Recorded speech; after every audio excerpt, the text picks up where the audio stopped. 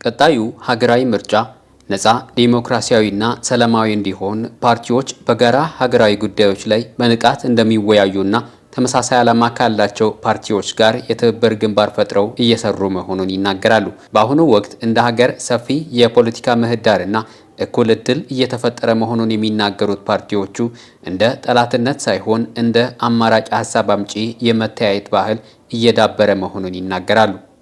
የፖለቲካ ፓርቲዎች በጋራ ውይይት ማድረጉበትን ሁኔታ ስንመለከት እንደ ሀገርም በተለይ ከለውጡ በኋላ ፓርቲዎች የጋራ መድረክ ፈጥሮ በተለያዩ ጉዳዮች ላይ በተለይ በጋራ የሚያደርጉ ጉዳዮች ላይ በጋራ እንዲወያዩ አቅጣጫ ተቀምጦ እየተሰራበት ይገኛል።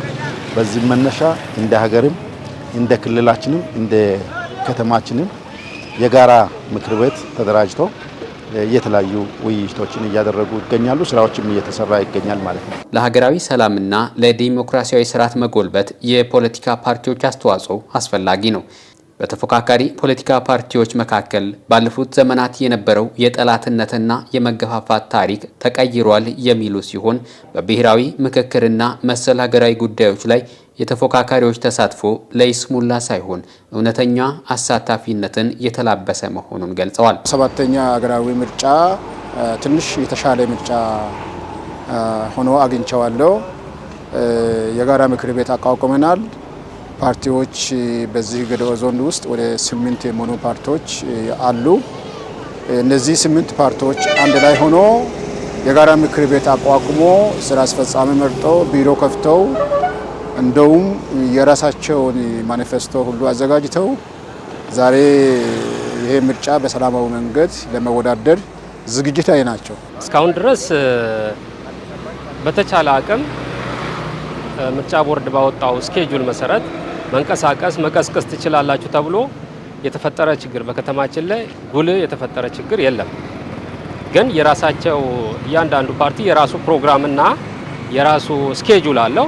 በዛ መሰረት የመንቀሳቀስና የሪሶርስ ችግር ካልሆነ የራሳቸው ተደራሽነት ካልሆነ ይሄ ነው የሚባል ችግር እስካሁን ድረስ አልተከሰተምም።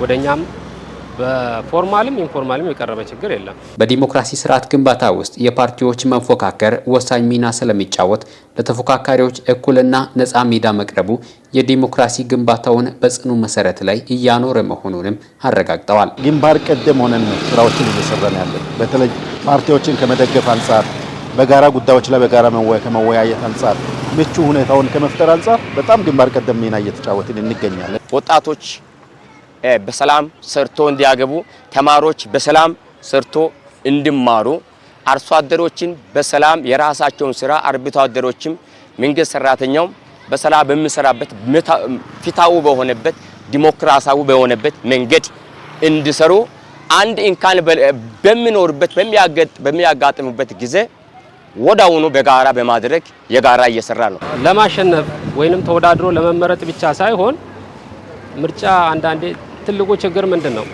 ለሰላም አስፈላጊ እንደሆነ ሁሉ አንዳንዴ ደግሞ ለሰላም ወይንም ሰላም ለማጣትም ምክንያት የሚሆኑበት ሁኔታ አለ። ያንን ቀድሞ መረዳትና ያ እንዳይፈጠር ደግሞ አብሮ መስራት ያስፈልጋል። እዛ ላይ ነው አደራ ማለት እንፈልገው።